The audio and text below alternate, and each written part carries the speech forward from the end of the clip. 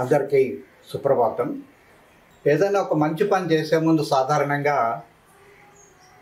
వినాయకుడి పూజతో మొదలు పెడతాం. ఒక శ్లోకాన్ని చెప్పే ముందు ఓంకారంతోనే మొదలు పెడతాం. వాస్తవానికి ఈ రెండు వేరువేరు కాదు. ఓంకారానికి ఒక ఆకారాన్ని కనుక ఇచ్చినట్లయితే అదే వినాయకుడు అవుతుంది. మనం సాధారణంగా వినాయకుడిని ముందు వైపు నుంచి చూస్తాం, కానీ ఒక పక్క నుంచి కనుక చూసినట్లయితే చిన్న తల, పెద్ద పొట్ట, తొండము, పూర్తిగా ఉన్న దంతము, విరిగిపోయినటువంటి దంతం. కాబట్టి ఆ ఓంకారాన్ని స్మరించు చేయడమే మనం చేసేటువంటి పని. నేను చెప్పేది మీకు ఏది అవసరమో దాన్ని మాత్రమే చెప్పాలని, అది మీకు కూలంకషంగా అర్థమై జీర్ణం కావాలని, అర్థం చేసుకున్న దాన్ని నిత్య జీవితంలో ఈ రోజు నుంచే ప్రారంభించాలని చెప్పి మనసులో ఆ పరమాత్మని లేక నా వినాయకుడిని స్మరించుకుంటూ క్లాస్ కండక్ట్ చేద్దాం.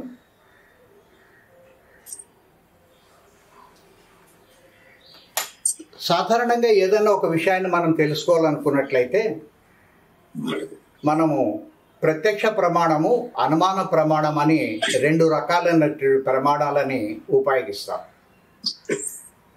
ప్రత్యక్ష ప్రమాణం అంటే మన పంచేంద్రియాల సహాయంతో విషయాన్ని తెలుసుకోవడం. అయితే ఒక్కొక్కసారి మనకు ప్రత్యక్షంగా కనిపించింది అది వాస్తవం కూడా కాకపోవచ్చు.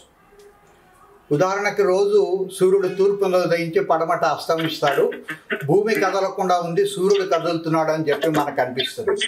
బయటకు వచ్చి చూస్తే ఆకాశం నీలంగా కనిపిస్తుంది. వాస్తవానికి అది నీలం రంగులో ఉండదు, నల్ల రంగులో ఉంటుంది.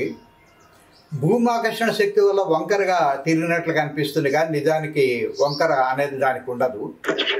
అది 100 కిలోమీటర్ల దూరమే కాదు, మనం ఎంత దూరం ప్రయత్నం చేసినా దూరంగా జరుగుతూనే ఉంటుంది. అది బయట మాత్రమే కాదు, లోపల మన ఇంట్లో మన మధ్య కూడా ఉంది అన్న సంగతి మనకు అంతగా గుర్తు రావడం లేదు. అయితే శాస్త్రవేత్తలు చెప్పిన దాన్ని బట్టి మనం నమ్ముతా ఉన్నాం. మనం చూస్తున్న భూమి లేక నడుస్తున్న భూమి బలపరుపుగా ఉన్నట్లుగా మనకు తెలుస్తుంది, కానీ శాస్త్రవేత్తలేమో అది గుండ్రంగా ఉంది అంటున్నారు. ఇప్పుడు అది కూడా మనం నమ్ముతున్నాం. కానీ అర్థం కాని విషయం ఒకటి ఉంది మనకు. భూమి నిజంగా కనుక గుండ్రంగా ఉండినట్లయితే నేను ప్రస్తుతం ఈ భూమికి పైభాగంలో ఇక్కడ నిలబడి ఉన్నాను. కరెక్ట్గా కింద వైపున అమెరికాలో ఉండేవాళ్ళు నిలబడి ఉంటారు. నేను అనుకుంటాను నేను నిలువుగా నిలబడి ఉన్నాను, ఆయన తల్లకిందులుగా వేలాడుతున్నాడని చెప్పి నేను అనుకుంటాను. ఆయన కూడా అదే మాట అనుకుంటా ఉంటాడు. కాబట్టి ప్రత్యక్ష ప్రమాణమే ఫైనల్ అని చెప్పడానికి వీల్లేదు. కాకపోతే ఇంకొక రకమైన ప్రమాణం ఉంది, అది అనుమాన ప్రమాణం. కొండ వెనుక పొగ వస్తున్నట్లయితే ఆ వెనక ఉండేటువంటి అడవి తగలబడుతుందని చెప్పి మనం ఊహిస్తాం. అందుకని అది పరోక్ష ప్రమాణం అని కూడా అంటారు. అయితే నిజానికి అక్కడ అడవి తగలబడుతుండొచ్చు, లేకపోతే చెరుకు రైతులు మిగిలిన తుక్కునంతా మంట పెడతా ఉండొచ్చు. అది కూడా కరెక్ట్ అని చెప్పలేం. ప్రపంచంలో అందరు వ్యక్తులు, అందరు శాస్త్రవేత్తలు, అన్ని మతాలు కూడా ఈ రెండు ప్రమాణాలను మాత్రమే, ప్రత్యక్ష అనుమాన ప్రమాణాలను మాత్రమే ఉపయోగిస్తారు. కానీ ఒక హిందూ మతంలో మాత్రమే మూడో ప్రమాణం చాలా ముఖ్యమైన దాన్ని మనం ఉపయోగిస్తాం. అది ఉపయోగించడం వల్లనే హిందూ మతం ఇప్పటికీ అనేక సార్లు దండయాత్రలు చేసిన, అనేక సంవత్సరాలు ఈ దేశాన్ని పరిపాలించిన హిందూ మతం నిలబడి ఉందంటే దానికి ముఖ్యమైన కారణం మూడో ప్రమాణం, అదే వేద ప్రమాణం. వేదం అనేది ఋషుల ద్వారా మనకు అందింది. ఋషులు మామూలు కంటితో వీక్షించకుండా మూడో నేత్రంతో రూక్షణ చేసి ఆ పరమాత్మని అనుసంధానం చేసుకొని ఆయన చెప్పిన మాటలని గుర్తుపెట్టుకొని తమ శిష్యులకు నోటి ద్వారా అందజేసినారు. అందుకే వాటికి శృతులని కూడా పేరు. అప్పటికి పుస్తకాలు, ప్రింటింగ్ అవంతా లేదు, కేవలం వినికిడి ద్వారా మాత్రమే తన శిష్యులకు అందజేసేవాళ్ళు. అయితే ఇట్లా చెల్లాచెదరుగున్నటువంటి ఈ వేదాల యొక్క మొత్తాన్ని ఒక క్రమమైన పద్ధతిలో చేసిన వాడు వేదవ్యాసుడు. మొదట్లో 3 వేదాలు ఉండేటివి, అందుకే వేదత్రయి అని చెప్పి పిలుస్తారు. తర్వాత కాలంలో ఈ 3 వేదాల్లో ఉండేటువంటి ముఖ్యమైన అంశాలను ఒక చోట చేర్చి అధర్వణ వేదాన్ని తర్వాత కలపడం జరిగింది. ఆ విధంగా చతుర్వేదాలు ఏర్పడినాయి. అన్ని వేదాలను కూడా సాధారణంగా 3 రకాలుగా వర్గీకరించవచ్చు. ఒకటి బ్రాహ్మణకాలు, రెండవది సంహితాలు, మూడవది అరణ్యకాలు. బ్రాహ్మణకాలు అంటే బ్రాహ్మణులకు సంబంధించినవి చెప్పి అనుకోవద్దండి. ఈ ప్రపంచంలో ఉండేటువంటి అందరు వ్యక్తులు కూడా చాతుర్వర్ణ ధర్మంలోన చతుర్విధ పురుషార్థాలు సాధించడం కోసం ఏ ఆశ్రమంలో, గృహస్థాశ్రమంలో ఏ విధంగా నడుచుకోవాలి, వానప్రస్థాశ్రమంలో ఏ విధంగా నడుచుకోవాలి అని చెప్పి వివరించేదాన్నే బ్రాహ్మణకాలు అని చెప్పి మనం పిలుస్తాం. ఒక మాదిరి అది కర్మకు సంబంధించినటువంటి అంశం. రెండవది సంహితాలు. మనకుండేటువంటి కోరికల ప్రకారం లేక మనకున్న కష్టాలు పోగొట్టుకోవడం కోసం ఏ దేవుడు లేక ఏ దేవతను ఏ విధంగా ఆరాధించాలి, ఏ శ్లోకాలతో ఏ యంత్రము మంత్రము తంత్రాన్ని ఉపయోగించాలి అని చెప్పే వాటిని సంహితాలు అని చెప్పి పిలుస్తారు. ఒక మాదిరి అవి భక్తి మార్గానికి సంబంధించినవి. చివరిది అరణ్యకాలు. గృహస్థాశ్రమం అయిపోయిన తర్వాత వానప్రస్థాన్ని స్వీకరించి అరణ్యాల్లో నివసిస్తూ కొంతకాలం తర్వాత సన్యాసం తీసుకొని ముక్తి మార్గం కోసం వెతికేటువంటి అన్వేషణనే అరణ్యకాలు అంటారు. వీటిలో ప్రధానంగా ఉపనిషత్తులని ఉపదేశిస్తారు. ఉపనిషత్తులనే వేదాంతము అని కూడా అంటారు. ఇవి వేదాల చివర ఉండడం ఒక కారణం అయితే, వేదాల యొక్క అంతిమ లక్ష్యము ముక్తిని పొందడం, శాశ్వత పరిష్కారమైన ముక్తిని, లేక ఏది తెలుసుకున్న తర్వాత ఇంకెటువంటి సందేహాలు ఉండవో అటువంటి ముక్తిని పొందడం కోసం ఈ ఉపనిషత్తులు ఉపయోగపడతాయి. కాబట్టి వీటిని వేదాంతము అని చెప్పి పిలుస్తారు. అయితే త్రేతాయుగం వరకు ఈ ఉపనిషత్తులను, అసలు ఉపనిషత్తు అంటేనే దగ్గర కూర్చోబెట్టి రహస్యంగా చెప్పడం అని చెప్పి అర్థం. ఈ ఉపనిషత్తులను కేవలం సన్యాసం తీసుకున్న వాళ్ళకి మాత్రమే ఉపదేశించేవాళ్ళు. మిగిలిన వాళ్ళకి, గృహస్థులకి, ఇతరులకు అర్హత ఉండేది కాదు. అయితే శ్రీకృష్ణుడు రాబోయేటువంటి కలికాలంలోన సన్యాసం తీసుకోవడానికి అందరికీ అవకాశం ఉండదు. అందుకని గృహస్థాశ్రమంలో ఉంటూనే ముక్తిని పొందడానికి వీలుగా ఒక 6 ముఖ్యమైన మార్పులను ఈ ఉపనిషత్తులో చేసినాడు. ఈ ఉపనిషత్తులు అనే గోవులని ఆ గొల్లవాడు పితికి పాలు తయారు చేసి దాంట్లో మరికొంత కలిపి మనకు అందించడం జరిగింది. పరమాత్మ నేరుగా ఇచ్చినటువంటి ఏకైక గ్రంథం అంటే భగవద్గీత అని చెప్పుకోవాలి. ఋషులకు పరోక్షంగా ఇచ్చినాడు. భగవద్గీతను మాత్రం నేరుగా తనే అర్జునుడి పేరుతోటి మిషతోటి అది ఇవ్వడం జరిగింది. అంతేకాదు భగవద్గీతను మాత్రమే శాస్త్రం అని చెప్పుకోవాలి. అందుకే దాన్ని గీతా శాస్త్రం అంటాం. శాస్త్రము అంటే సైన్స్. ఎప్పుడైనా సరే, ఎక్కడైనా సరే తిరిగి నిరూపించడానికి అవకాశం ఉండేదాన్ని మాత్రమే మనం శాస్త్రం అంటాం.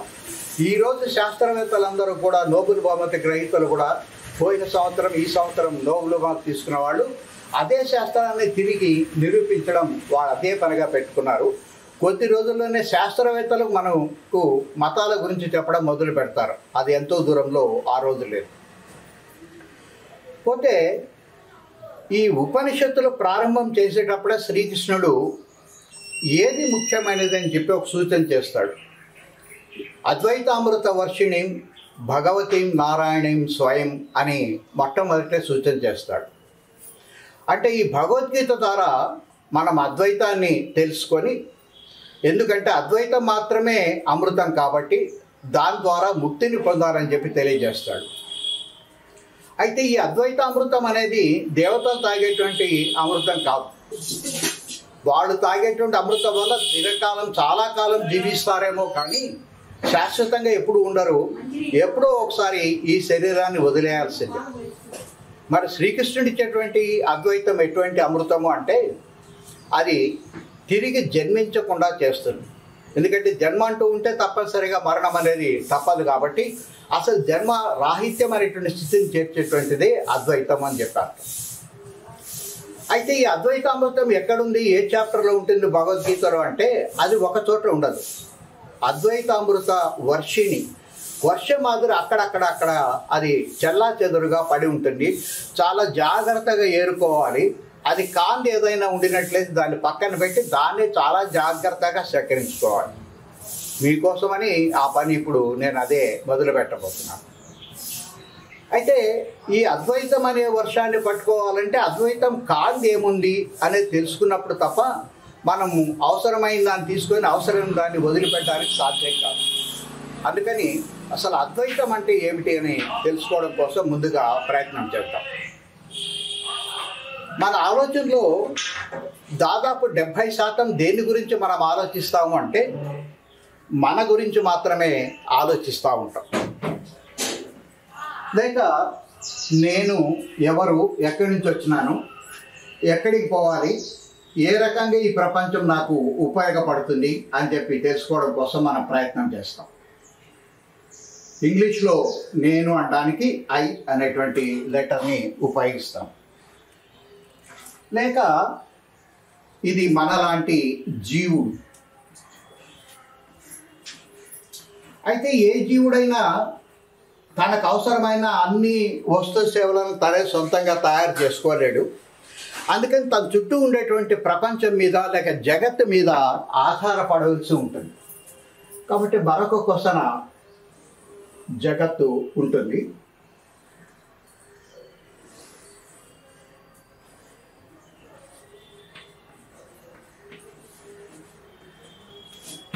మనకు జీవుడు కనిపిస్తాడు, జగత్తు కూడా కనిపిస్తుంది.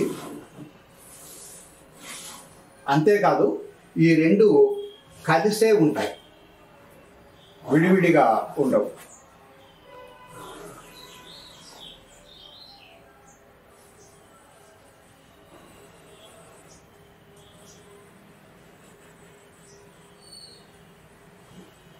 కనిపించే ఈ జీవుడు జగత్తు మాత్రమే ఉన్నాయి, దేవుడు లేదు, దెయ్యం లేదు అని చెప్పి వాదించే వాళ్ళని నాస్తికుడు అని చెప్పాడు.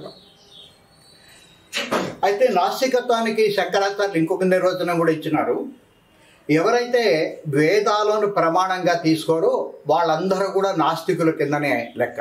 కాబట్టి ఇతర మతాలు కానీ లేక హిందూ మత ముసుగులో ఉండేటువంటి అనేక ఇతర శాఖలు కానీ అవి వేదాన్ని ప్రమాణంగా స్వీకరించకపోయినట్లయితే వాళ్ళందరూ నాస్తికుల కిందనే లెక్క. ఈ నాస్తికుడికి కనిపించేది మాత్రమే సత్యం, కనపడింది లేదు. ఎందుకంటే వాళ్ళు ఉపయోగించేటువంటి ప్రమాణాలు ప్రత్యక్ష అనుమాన ప్రమాణాలు మాత్రమే, వేద ప్రమాణాన్ని వాళ్ళు అంగీకరించడం లేదు. కాబట్టి ఇటువంటి స్థితిలో మన కంటికి కనిపించకపోయినప్పటికీ పరమాత్మ ఒకడు ఉన్నాడు. అతను మనకు సహాయం చేసేవాడే కానీ చెడుపు చేసేవాడు కాదు. మనకు ఏదైనా సరే విపరీతమైన పరిస్థితిలో ఆ కష్టాన్ని మనం సొంతంగా తీర్చుకోలేకపోయినట్లయితే లేదా మనం కోరుకున్న కోరికను మనమే స్వయంగా తీర్చుకోలేకపోయినట్లయితే ఆయన సహాయాన్ని అర్థించవచ్చు. మీరు విడిగా ఉంటారు, జగత్తు విడిగా ఉంటుంది, ఆయన విడిగా ఉంటారు. ముగ్గురు మూడు స్వతంత్ర రాజుల మాదిరి పరిపాలన చేసుకోవచ్చు. ఆయన నమ్మడం వల్ల నష్టమే లేదని చెప్పి బోధించే దాన్ని ద్వైతము అని చెప్పి అంటాం. ద్వైతము అంటే రెండు అని చెప్పి అర్థం. కనిపించేది కనిపించింది కూడా ఉంది అని చెప్పి అర్థం. ఇది కనిపించదు కాబట్టి పూర్తిగా బ్లాక్ చేయడం లేదు, దీంతో కలిసి ఉండదు కాబట్టి మధ్యలో కొంచెం ఖాళీ వదిలిపెట్టాం. మధ్వాచార్యుడు వ్యాప్తి చేసినటువంటి ద్వైత సిద్ధాంతంతో మెల్లిమెల్లిగా నాస్తికులు కష్టం వచ్చినప్పుడు సొంతంగా కష్టాన్ని తీర్చుకోలేనప్పుడు ఆ పరమాత్మ వైపు చూడడం మొదలుపెట్టినారు. ఈయనని విష్ణువు లేక జగదీశ్వరుడు అని చెప్పి అనుకుందాం.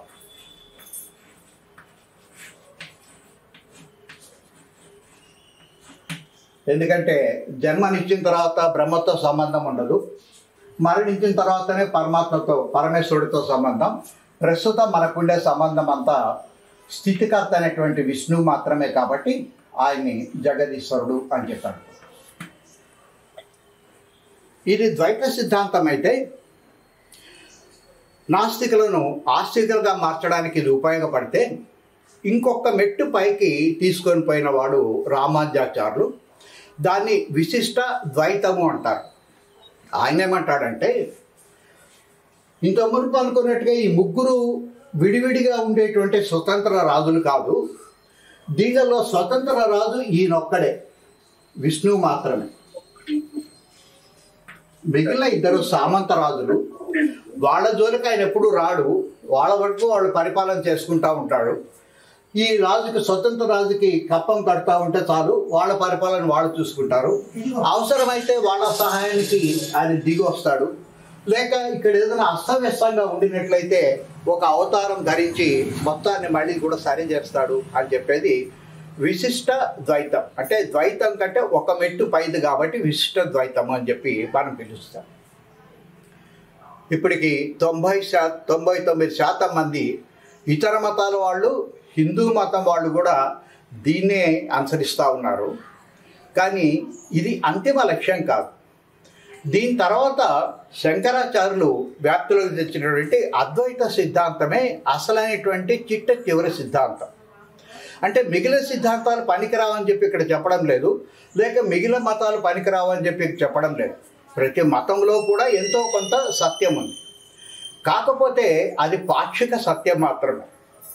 వెనకటికి ఒక నలుగురు గుడ్డి వాళ్ళు ఏనుగు ఎట్లా ఉంటుందో తెలుసుకోవడం కోసం ఏనుగు బొమ్మ దగ్గరికి పోయి తడిమి చూసి, కాలు చూసిన వాడు ఏనుగంటే మరేం లేదంటే స్తంభం మాదిరి ఉంటుంది అని చెప్పి వాడు వర్ణిస్తే, చెవిని చూసిన వాడు అది చాట మాదిరి ఉంటుంది, ఏనుగంటే మరేమి కాదని చెప్పి ఒకడంటే, తొండం పట్టుకొని చూసిన వాడు రోకల మాదిరి ఉంటుంది ఏనుగు అని చెప్పి ఇంకొకరు వర్ణిస్తారు. వీడు చెప్పిన దాంట్లో అసత్యం ఏమీ లేదు, సత్యమే. కానీ అది సంపూర్ణ సత్యం కాదు, పాక్షిక సత్యం మాత్రం.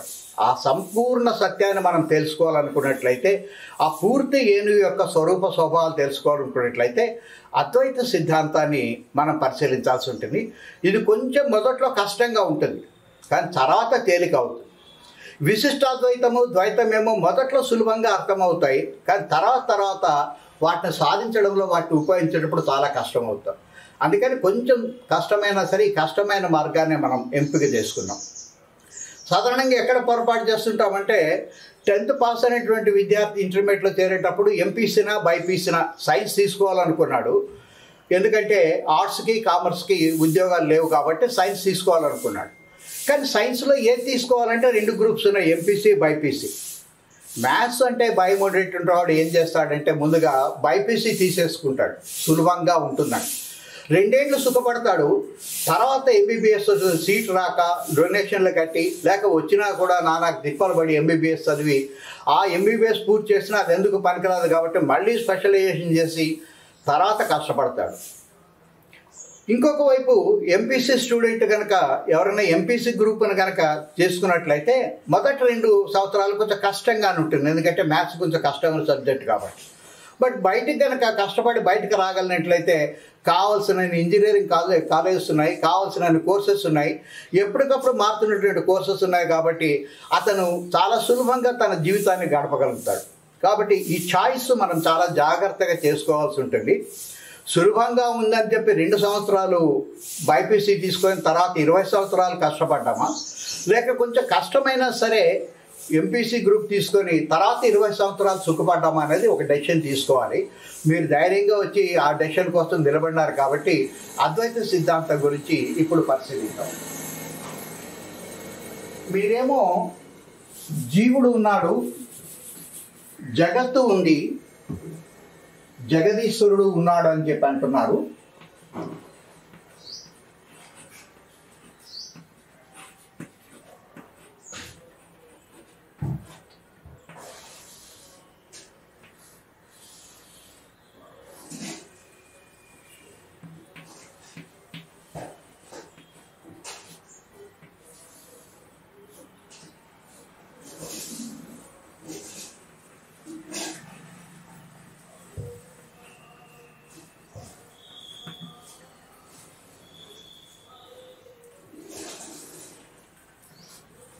వాస్తవానికి ఈ 3 లేవు, దయచేసి అటు కొట్టేసేయండి అని చెప్పి శంకరాచార్యులు చెప్తారు. కాబట్టి వీటిని బైఫాప్ చేసేస్తున్నాము. జగదీశ్వరుడు లేడు, జగత్తు లేదు, జీవుడు కూడా లేడు. మరైతే ఏముందంట, ఆయన చెప్పిన మాట, బ్రహ్మ సత్యం,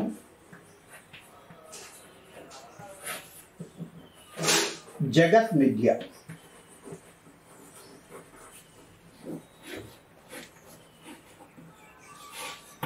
ఉండేది ఒక బ్రహ్మ మాత్రమే, అది మాత్రమే సత్యము, శాశ్వతమైనది. మరి ఇవన్నీ, ఇది జగత్తు, ఈ మూడు కూడా జగతే, అది మిథ్య. మిథ్య అంటే లేదు అని చెప్పి అర్థం కాదు, కాదు అని చెప్పి అర్థం. ఆ మాటను అర్థం చేసుకోవడం కోసం బుద్ధుడు ఏం చెప్పినాడో ఈ సందర్భంలో అనేది గుర్తుపెట్టుకుందాం.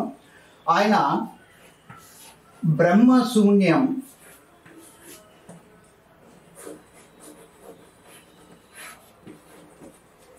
జగత్ మాయ అని చెప్పి పేర్కొన్నారు.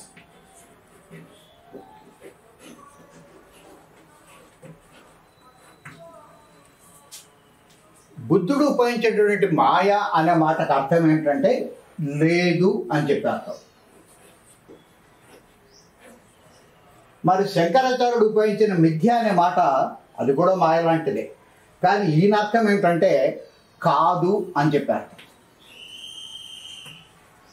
ఈ డిఫరెన్స్ తెలుసుకోవడానికి ఒక చిన్న ఎగ్జాంపుల్ తీసుకున్నాం. ఒక కారులో మిట్ట మధ్యాహ్నం ఎండాకాలంలోన వెనక సీట్లో శంకరాచార్యుడు బుద్ధుడు ఇద్దరు కూర్చున్నారు, ముందు పక్క చిన్న పిల్లోడు కూర్చున్నాడు అనుకుంటాం. మంచి ఎండ పొద్దున తార్ రోడ్డు మీద నీళ్లు అలలల్లగా కదులుతున్నట్టుగా మనకు కనిపిస్తుంది.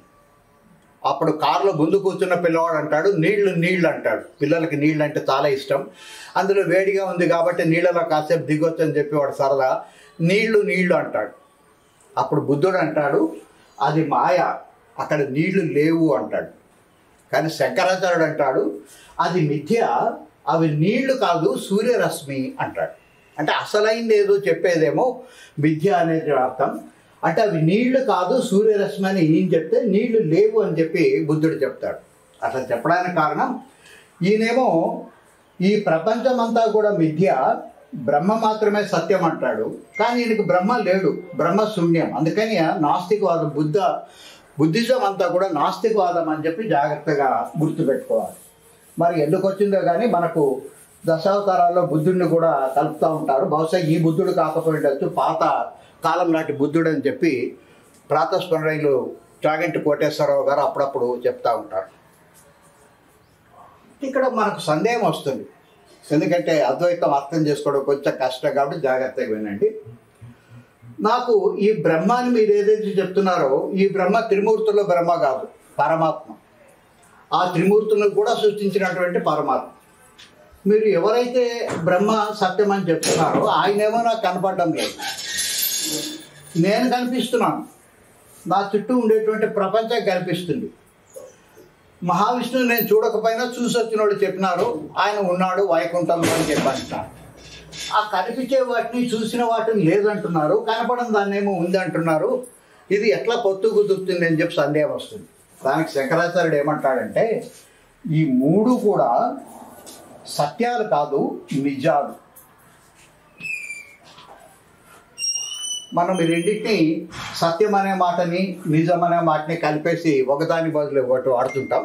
కానీ శంకరాచార్యుడు ఉపయోగం వేరు.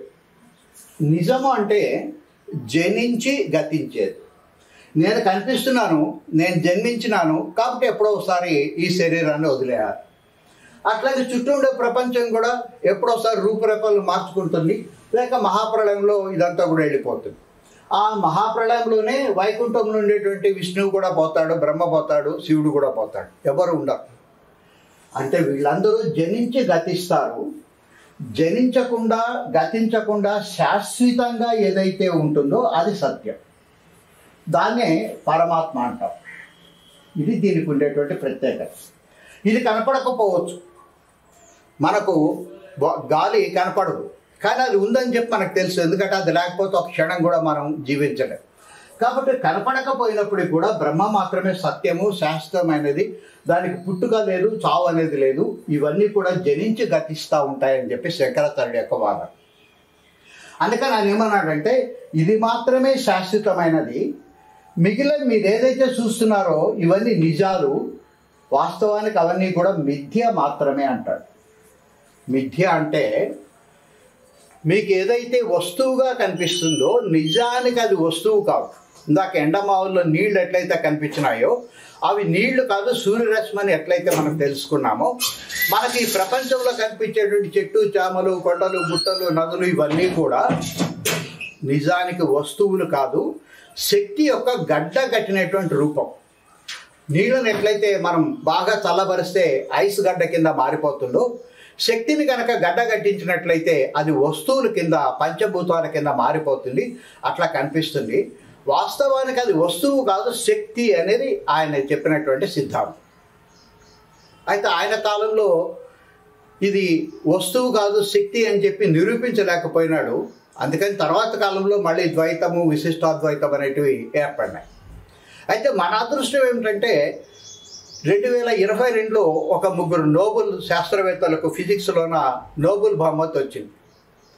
వాళ్ళు చెప్పిన సత్యం ఏమిటంటే, మనం చూస్తున్నాం కాబట్టి ఈ ప్రపంచం కనిపిస్తుంది, మనం చూస్తున్నాం కాబట్టి ఈ వస్తువు ప్రపంచంగా కనిపిస్తుంది, మనం చూస్తున్నాం కాబట్టి శక్తి వస్తువుగా మారి ప్రపంచంగా కనిపిస్తుంది అని చెప్పి ఒక నిరూపణ ల్యాబొరేటరీలో వాళ్ళు నిరూపించగలిగినారు.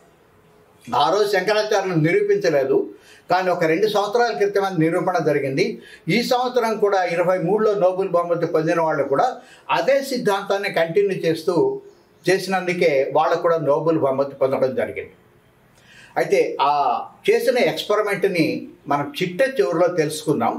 ఈ లోపల స్టెప్ బై స్టెప్ మామూలుగా ఇవన్నీ ఉన్నాయనుకొని వీటిని ఎట్లా దాటుకోవాలని చెప్పి తెలుసుకున్న తర్వాత చిట్ట చివరి దశలోకి జ్ఞాన మార్గంలోకి వచ్చినప్పుడు ఆ ఎక్స్పెరిమెంట్స్ గురించి మీకు వివరించి, ఎందుకు శంకరాచార్యుడు చెప్పినాడు, శాస్త్రవేత్తలు ఎందుకు అట్లా చెప్పినారు, శాస్త్రవేత్తలు చెప్పిన దాంట్లో ఒక చిన్న ప్రాబ్లం ఏముంది అనేది మనం కూలంకషంగా తర్వాత తెలుసుకుందాం. కాబట్టి ఈ లోపల మనకు విష్ణు గురించి తెలుసు, బ్రహ్మ గురించి తెలుసు, శివుడి గురించి అంతో ఇంత తెలుసు. కానీ పరమాత్మ గురించి, లేక ఈయన కూడా ఎందుకు బ్రహ్మ అంటారంటే, బ్రహ్మ ఏమో సృష్టి చేస్తాడు సకల లోకాలు, ఆ బ్రహ్మ విష్ణు మహేశ్వరులని సృష్టి చేసినాడు కాబట్టి ఈయన పేరు కూడా బ్రహ్మ అంటారు. ఈయన నిర్గుణ బ్రహ్మ, మనకు త్రిమూర్తులు ఉండేది సగుణ బ్రహ్మ. ఆయన కనిపించే బ్రహ్మ, ఈయన కనిపించినటువంటి అవ్యక్తమైనటువంటి బ్రహ్మ. ఈయనను పరమాత్మ అంటాం. పరమాత్మ అంటే ఏమిటనేది ముందు అర్థం చేసుకోవడం కోసం ప్రయత్నం చేద్దాం.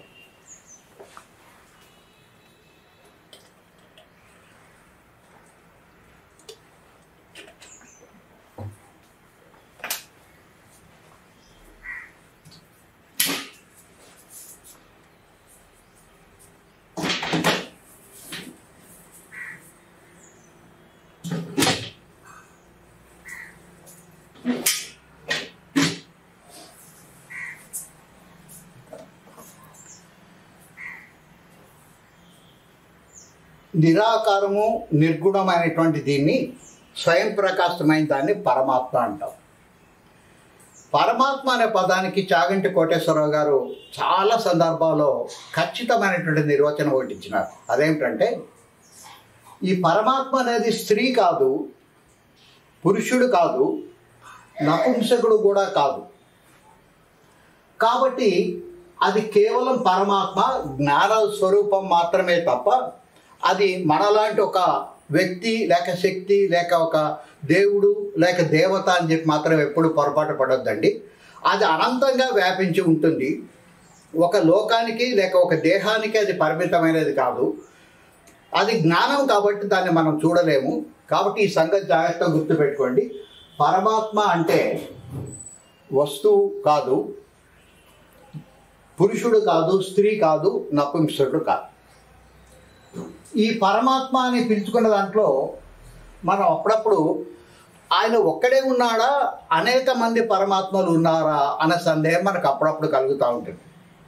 కారణం ఏమిటంటే, మనమందరం జీవాత్మలము అని చెప్పి చెప్తూ ఉంటారు.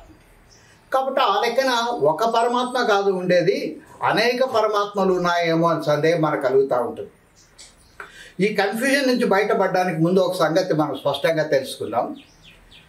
పరమాత్మ అనేది ఒక పెద్ద సముద్రం. ఆ సముద్రపు అంచుల్లో నిరంతరం లేచి కిందకి పడుతున్నటువంటి అలలు జీవాత్మ. ప్రతి అల ఏమనుకుంటుందంటే, నేను వేరు, నా పక్కన ఉండేటువంటి అల వేరు, ఈ పక్క నుండి అల వేరు, ఆ దూరంగా ఉండే అల వేరు, ఎవరు మట్టు వాళ్ళు సపరేట్గా ఉన్నామని చెప్పి అనుకుంటారు. మనం కూడా ఇప్పుడు ఇవాళ ఇంతమంది ఇక్కడ కలుసుకున్నాం, కానీ ఒకరి మాదిరి ఇంకొకరు లేరు. కాబట్టి నేను వేరు వాళ్ళు వేరు అనేటువంటి భావన మనకు కలుగుతుంది. అంతేకాకుండా సముద్రం కంటే నేను గొప్పదాన్ని, ఎందుకంటే సముద్రం మధ్య భాగంలో కదలకుండా నిశ్చలంగా ఉంటుంది, కానీ నేను మాత్రం పైకి లేచి మళ్ళీ పడుతున్నాను, ఇట్లా పడుతున్నాను. కాబట్టి సముద్రం కంటే విలక్షణమైన దాన్ని, నేను చాలా గొప్పదాన్ని, నేను ప్రత్యేకమైన దాన్ని అనుకుంటున్నాను. అందుకని జీవాత్మకు ఇంకొక పేరు ప్రత్యేగాత్మ, లేక నేను ప్రత్యేకమైన ఆత్మను అని చెప్పి అనుకుంటున్నాను. అప్పుడు సముద్రం అంటుంది, నీకంటూ ప్రత్యేకంగా ఉనికంటూ ఏమీ లేదు నాయన, నీలో ఉండేది నీరే, నాలో ఉండేది కూడా నీరే. నాలో ఉండేటువంటి నీటితో పాటు నాలో అత్యంత బలమైనటువంటి శక్తి ఒకటి నాలో ఇమిడి ఉంది. ఆ శక్తి వల్లనే నువ్వు పైకి లేవగలుగుతున్నావు, కొంతసేపు పైన నిలబడగలుగుతున్నావు, తిరిగి వచ్చి సముద్రంలో కలుస్తున్నావు. కాబట్టి అలలుగా చూసినట్లయితే నువ్వు వేరు, నేను వేరు, పరమాత్మ వేరు, జీవాత్మలు వేరు అని చెప్పి అనిపిస్తుంది. కానీ నీటిగా పోయి దాని మూలం దగ్గర కనుక నువ్వు పరిశీలించినట్లయితే నువ్వు వేరు, నేను వేరు కాదు అన్న సంగతి పరమాత్మ ఎప్పుడు చెప్తా ఉంటాడు. కానీ ఎప్పటికప్పుడు ఈ భ్రమలో మనం జీవిస్తూనే ఉంటాం, దేనికది వేరు వేరు అని చెప్పి మనం అనుకుంటా ఉంటాం. కాబట్టి ఉండేది ఒకే ఒక పరమాత్మ. జీవాత్మలు అందులో అంశాలు మాత్రమే, లేక అలలు మాత్రమే తప్ప అనేక పరమాత్మలు లేవు అన్న సంగతి జాగ్రత్తగా గుర్తుపెట్టుకుందాం. ఈ పరమాత్మలో రెండు అంశాలు ఉన్నాయి, ఒకటి వెలుతురు, మరొకటి వేడి. మనం ఎక్కడైనా సరే ఒక జ్యోతిని కనుక వెలిగించినట్లయితే దాంట్లోంచి ఈ రెండు సైమల్టేనియస్గా వస్తాయి. ఒక పక్క వెలుతురు వస్తుంది, ఇంకొక పక్క వేడి కూడా వస్తుంది. అయితే రెండు అంశాలు ఉన్నాయంటే ఈ రెండు వేరు వేరు పరస్పర విరుద్ధమైనవి మాత్రం ఎప్పుడు పొరపాటు పడొద్దండి. వెలుతురు వేడి రెండు ఒకేసారి ఉద్భవిస్తాయి, ఎప్పుడు కలిసి ఉంటాయి, అంతటా కూడా కలిసి ఉంటాయి.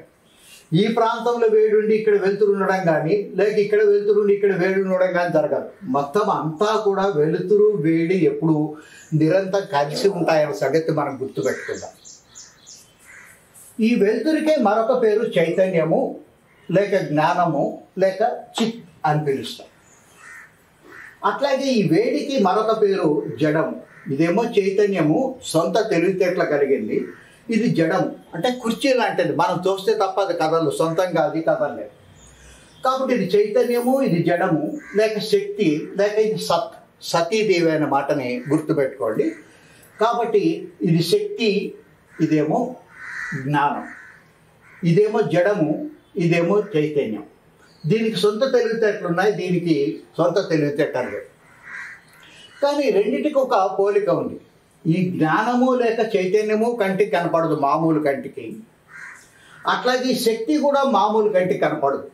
ఫ్యాన్ తిరుగుతుంటే, లైట్ వెలుగుతుంటే అప్పుడు విద్యుత్ శక్తి ఉందని గ్రహిస్తాం తప్ప నేరుగా విద్యుత్ శక్తిని మనం చూడలేము.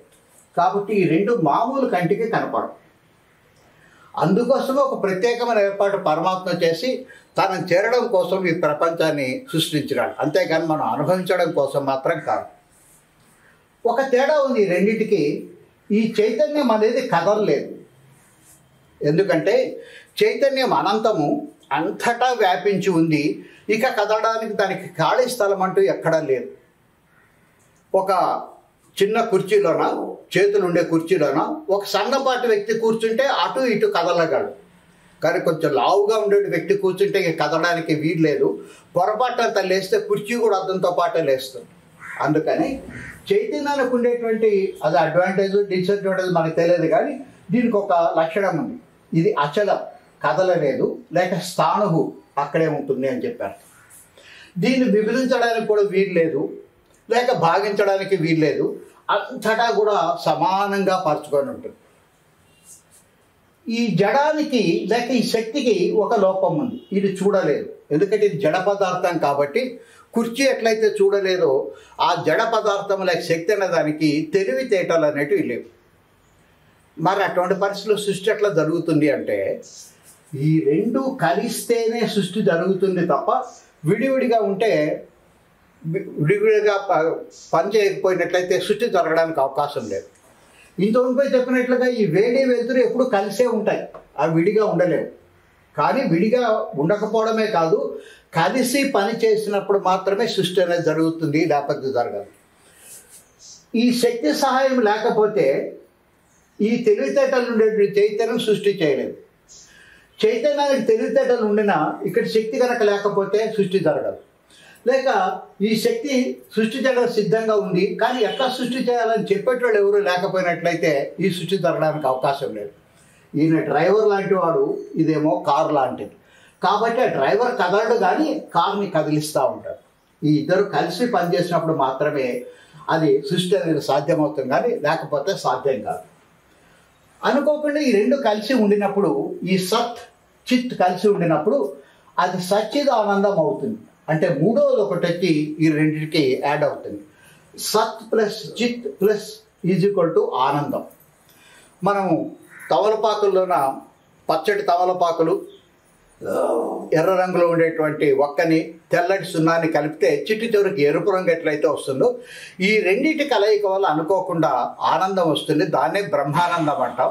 దాన్ని చేరడాన్ని మోక్షం అంటాం. ఒకప్పుడు మనం చేరి ఉండినాం, అది పోగొట్టుకున్నాం. కాబట్టి దానికోసం ఇప్పుడు నిరంతరం మనం ప్రయత్నం చేస్తున్నాం, వెతుకుతున్నాం. అయితే వెతకాల్సింది ప్రపంచంలో కాదు, పరమాత్మలో వెతకాలి. దానికి బదులుగా మనం ప్రపంచంలో వెతుకొని సంతోషాన్ని పొందుతున్నాం, కానీ బ్రహ్మానందాన్ని మనం ఇప్పుడు వరకు పొందడం లేదు. ఈ చైతన్యం ఎప్పుడు కూడా ఒకే ఒకటి, రెండు లేవు, నాన్ డ్యూయల్, ఒకటే ఉంటుంది. కానీ శక్తి మాత్రము, శక్తి అంటేనే కదలిక లేక తరంగాలు.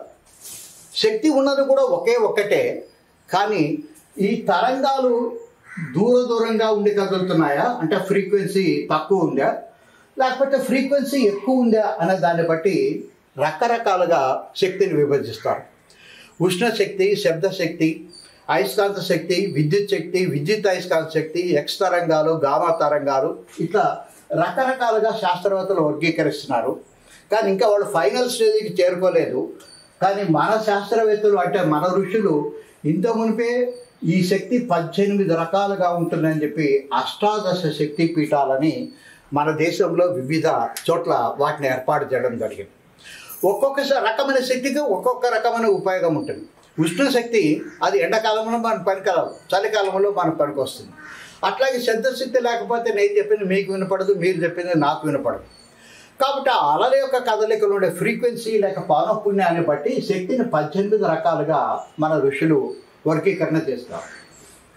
అయితే ఈ శక్తిలో ఫ్రీక్వెన్సీ పెరుగుతూ పోయినప్పుడు ఇది ఇక్కడ ఇటువైపు లో ఎనర్జీ, అటుపక్క పోయే కొద్దీ హై ఎనర్జీ, అంటే ఎనర్జీ అంతా ఒకచోటి కాన్సన్ట్రేట్ అవుతూ వస్తుంది. ఈ శక్తి తరంగాలు మరీ దగ్గరకు వచ్చేసరికి మన పీచు మిఠాయి ఇంత పెద్దగా ఉంటుంది, కానీ దగ్గరకు నొక్కినట్లయితే చిన్న గోలి అంతా చిన్నగా అది అయిపోతుంది, గట్టిగా తయారవుతుంది, మెత్తగా ఉండదు.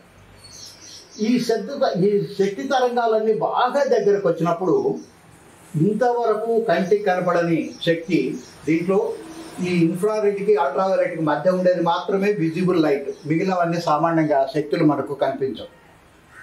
అంతవరకు కనపడని శక్తి కనిపించడం మొదలు పెడుతుంది. దాన్ని ఆకాశం అంటాం. ఆకాశం నిజానికి అక్కడ లేదు. ఆకాశం గగనం శూన్యం అని చెప్పి వేదవాక్కు. కానీ మనకు ఉన్నట్టుగా మన నేత్రాలకు కనిపించేటట్టుగా చేస్తుంది. మనకు సహాయం చేయడం కోసం అటువంటి ఏర్పాటుని పరమాత్మ చేసినాడు. అది కనిపిస్తుంది కానీ నిజానికి లేదు. కాబట్టి ఆకాశాన్ని వ్యక్త అవ్యక్తము అని చెప్పి పిలుస్తాం.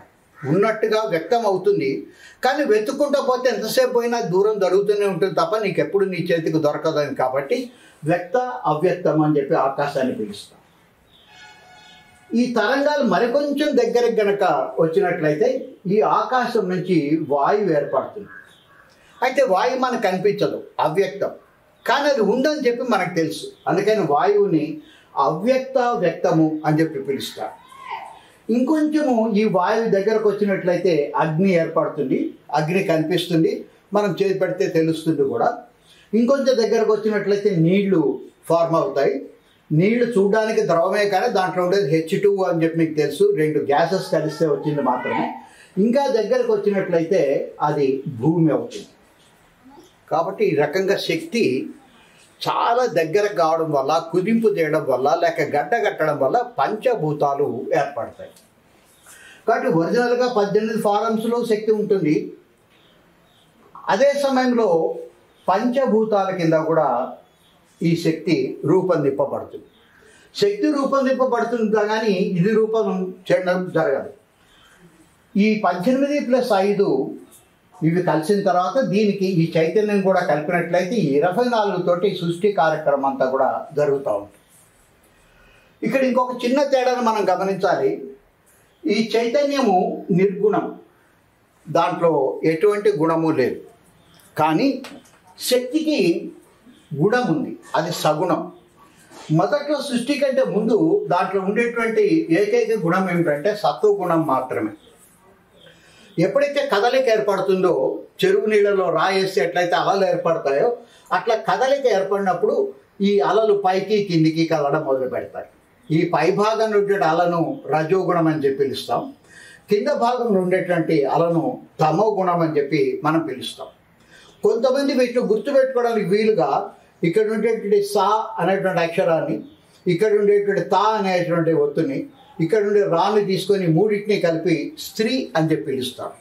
ఎప్పుడైతే దీన్ని స్త్రీ అంటున్నామో, శక్తిని స్త్రీ అంటున్నామో, ఈయన పురుషుడు అనడం అలవాటు అయిపోయింది. కానీ నిజానికి జాగ్రత్తగా గుర్తుపెట్టుకోండి, ఈ రెండూ కలిసినటువంటి పరమాత్మ లేక విడిగా ఉన్నప్పుడు చైతన్యం కానీ శక్తి కానీ అది స్త్రీ కాదు, పురుషుడు కాదు, నపుంసకుడు కాదు. దీంట్లో చైతన్యం మాత్రం నిర్గుణం, ఈ శక్తి మాత్రం సగుణం అన్న సంగతి మనం గుర్తుపెట్టుకోవాలి. ఇట్లా సృష్టి చేసేటప్పుడు దీంట్లో ఈ చివరి 3 వ్యక్తం అంటే స్పష్టంగా కనిపిస్తాయి. అగ్ని, నీరు, భూమి స్పష్టంగా కనిపిస్తాయి. కానీ వాయు దగ్గరకు వచ్చేటప్పుడు వాయువు కనిపించదు కానీ ఉందని తెలుసు మనకు. అందుకే దాన్ని అవ్యక్త వ్యక్తము అంటారు. ఇది పరమాత్మ లాంటిది.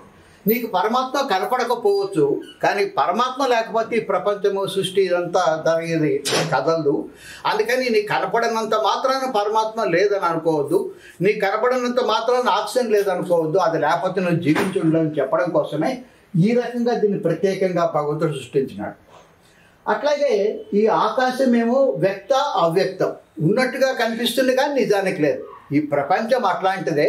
నీకు ఈ ప్రపంచం అంతా కూడా చుట్టూ ఉన్నట్టుగా కనిపిస్తుంది కానీ నిజానికి అది లేదు, అది విద్య మాత్రమే. వాస్తవానికి ఇది వస్తువు కాదు. ఈ 5 వస్తువులు కాదు, శక్తి యొక్క మారు రూపాలు, శక్తి యొక్క గడ్డకట్టిన రూపాలు. అదే శంకరాచార్యుడు చెప్పింది.